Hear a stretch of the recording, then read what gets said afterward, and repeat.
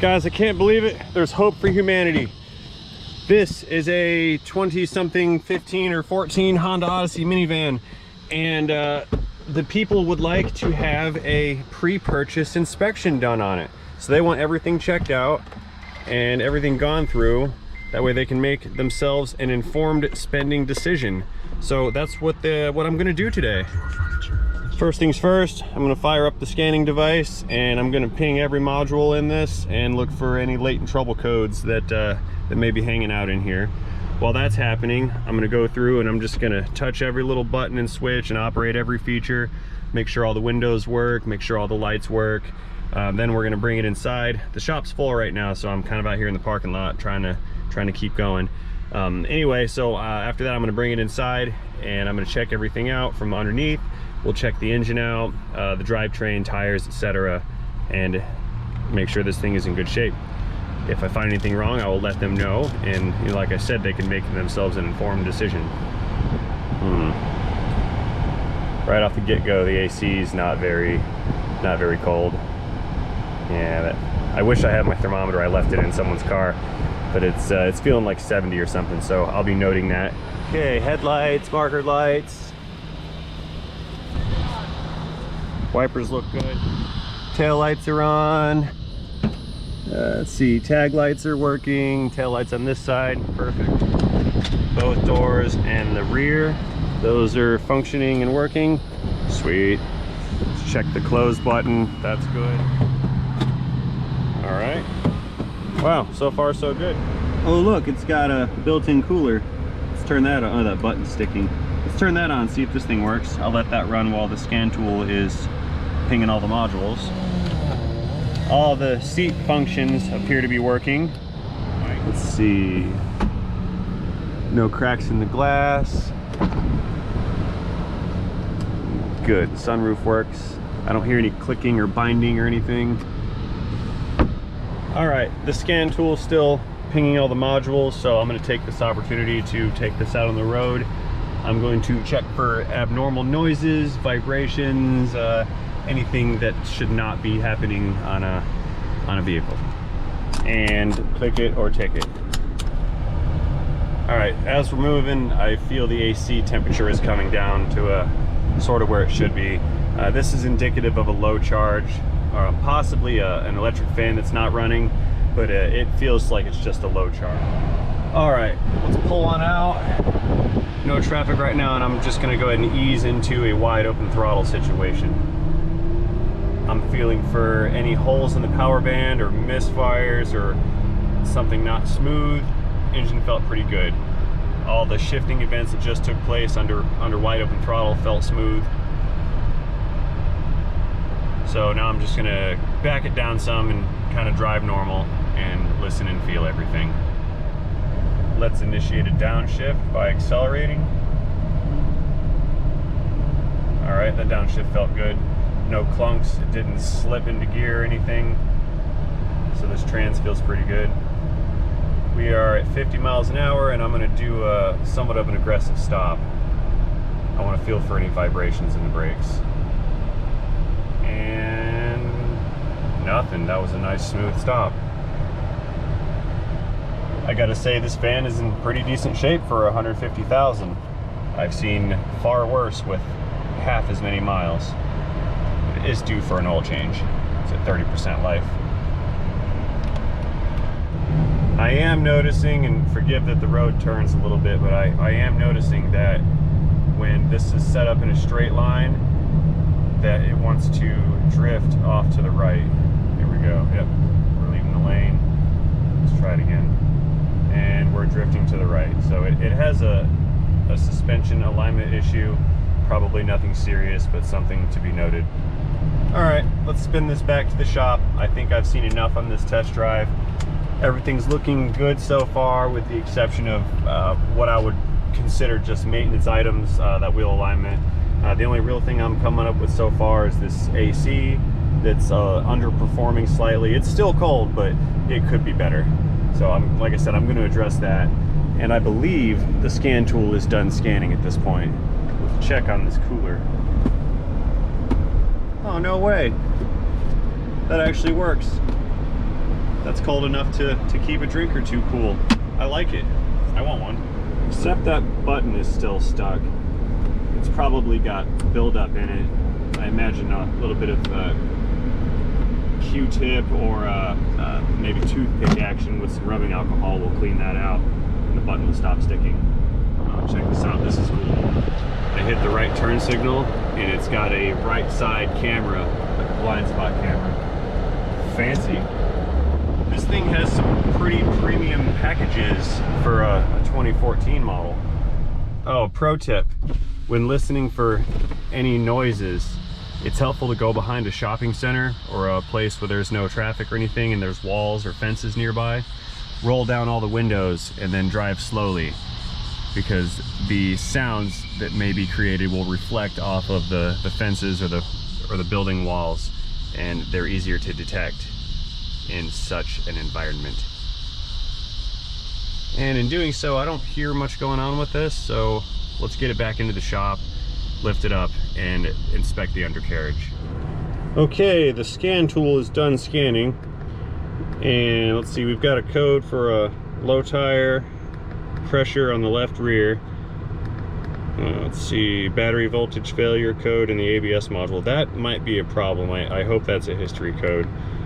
Let's take a look at that. Preliminarily inspecting my Snap-on paid for graphics, it looks like people saying that a bad battery can cause that code, so I'll definitely make sure to test that. If that turns out to not be the case, we'll have to go into a diagnostic scenario to determine what the deal is with that code. It's probably a history code and probably a non-issue due to the fact that I do not have an ABS warning indicator on, so I'm going to give this not very much attention at this time. And moving on down the list, all the other modules do not appear to have any trouble codes. This is good. Okay, not bad, not bad. All right, well, since I've only got those two DTCs and I believe both of them are history, I'm just gonna go ahead and ping everybody to clear. Let's try it with Keon. I'm gonna clear all these codes. All right, scan tool's done. Let's power down and pop in the hood. Yeah, it's a Honda Big Block. Dang, I knocked the lid for the washer cap off, or the washer fluid bottle. I knocked that off with when I moved the prop rod, so now I gotta reach down in there and see if I can fetch it. It's like the claw game at the arcade.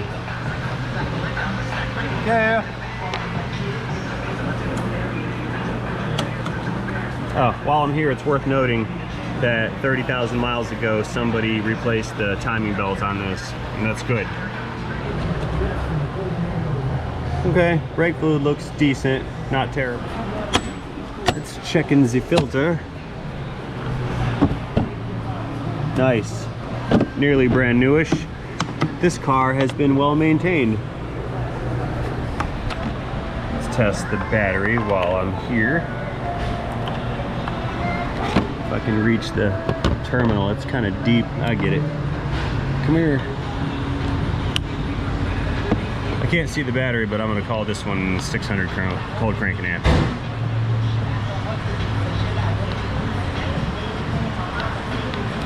Testing. Good battery. 890 cranking amps. Yep, this is a good battery. Nice. Okay. Might be tough to see, but these are nearly brand new brakes here in the rear. Rotors look really good. Same thing on these fronts. Almost brand new pads. Okay. The tires are acceptable. I'd call them mediocre, but they're okay. These can stay. Yeah, the right front's looking pretty good. All right. Same thing out back. Mediocre. Okay. No rust down here. That's good. I like this. Nice and clean. The springs, suspension, all the control arms look good. These control arm bushings look good. There's nothing torn. Very nice. Same thing on the driver's side. Let's go back up front. CV axles look good. There's no tears, no grease. I see where things have been maintained and replaced at some point. This is good. No leaks in the back side of the engine. The bottom is dry, the oil pan is dry. Excellent. This is a fantastic vehicle for its age. Okay, like I mentioned earlier, I was gonna let the customer know everything that I found. I just had a chat with them. I don't know if I said it, but they said they were about 99% sure they were gonna buy it, just pending the results on these inspections.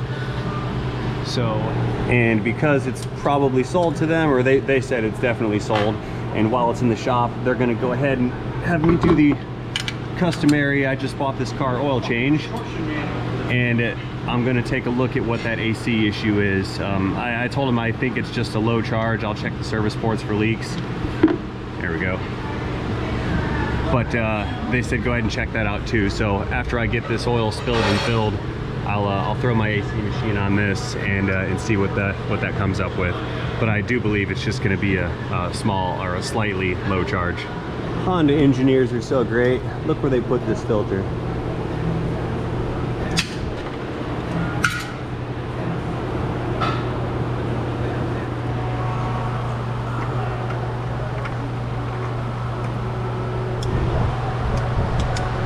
And click. Oh, looky here. This one has not suffered the over-torqued and stripped out drain plug thread syndrome that is very, very common on these Honda big blocks. Ooh, that's hot. Oh no, I dropped it. Hot. Hot, hot, hot, hot. Hot, hot, hot, hot, hot.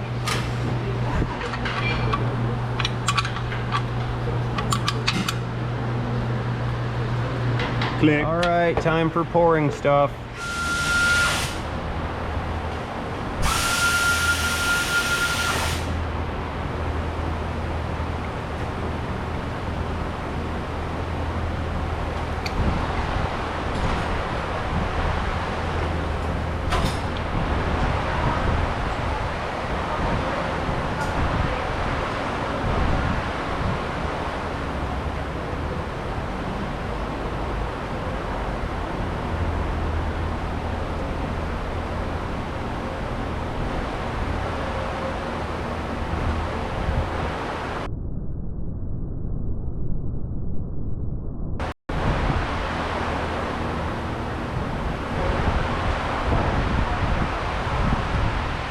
All done.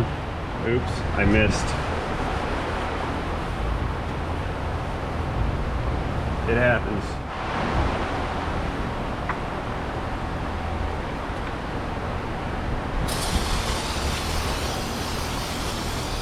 Shiny.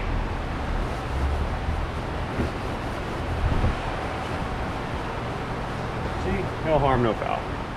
Okie dokes. Let's check up on this AC. Up.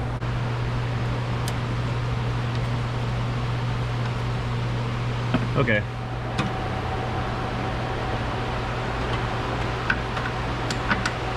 And evacuate.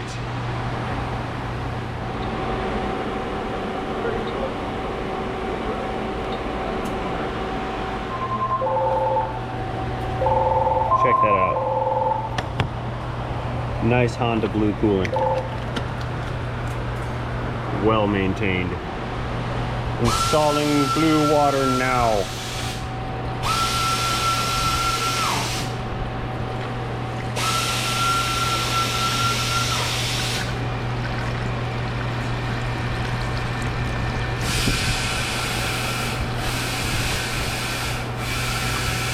Skills.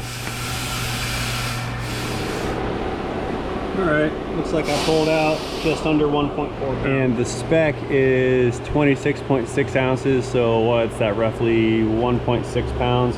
So it was a little low, not much, but regardless, I'm still going to change that valve because I did hear a wisp of refrigerant come out, so I am going to throw new valves in there. New valves is standard procedure for me. Every time I touch an AC system, I will change both high side and low side valves almost every time. And I do that because even if a valve even if a valve is not leaking, opening it and then letting it reseal again just with the service connectors on the hoses can cause the valve to begin to leak. There's a slight vacuum here and they don't want to come out.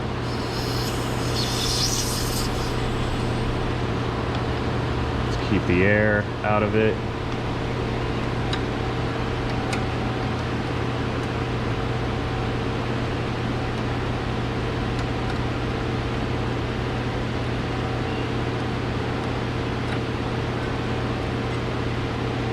Okay, I'll be right back with a pair of new ones.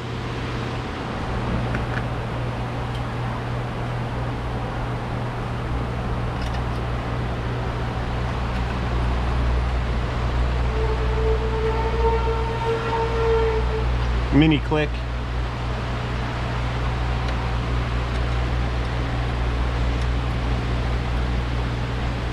And click.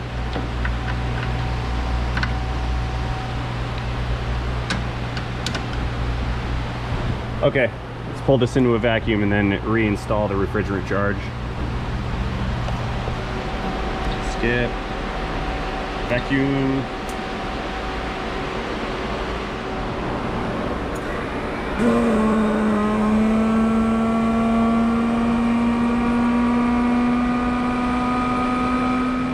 While the vacuum is doing its thing, that stuff doesn't go there. While the vacuum's doing its thing, I'll go ahead and start this, prime the oil filter, and then check the oil level. And warning light off. We have oil pressure. Sweet.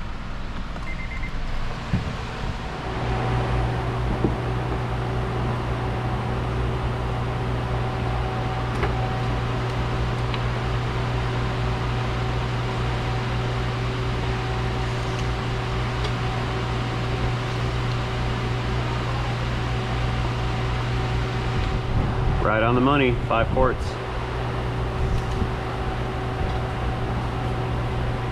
All right, 26.6 ounces. Begin charging now. Almost there. Pressure's coming up. Good. Come on, hurry up. All right, let's go ahead and start this up, and I want to get a good snapshot of the pictures, or of the, I'm sorry, the pressures, and then I'll get this machine off of here. AC on high. A little low on the high side, but... and while the AC is running, I just want to do a check and make sure both fans are running, which they are, so this is good also. I have found almost no faults with this vehicle. Alrighty, so I do have a couple little nitpicky items I need to finish up on this. I'm going to back it out and get it out of the way right now because there's some emergency I need to deal with some waiter. Anyway, going back to the stuff I need to do next is I've got to reset that oil life. I haven't checked the tire pressures yet. And of course I have to put an oil sticker in it. So once I do that, this thing will be good to go. So for now, I'm just gonna slide this over here onto the side because I have a box fan to diagnose next. All that being said, as usual, I'd like to thank you guys for watching. I hope you enjoyed this video. If you did, please let me know about it by tapping that thumbs up button. If you did not enjoy this video, please feel free to let me know about that in the comment section down below. As always, don't forget everyone, have a great day. See ya. Pew! Powering down. Bye, silver Honda people mover.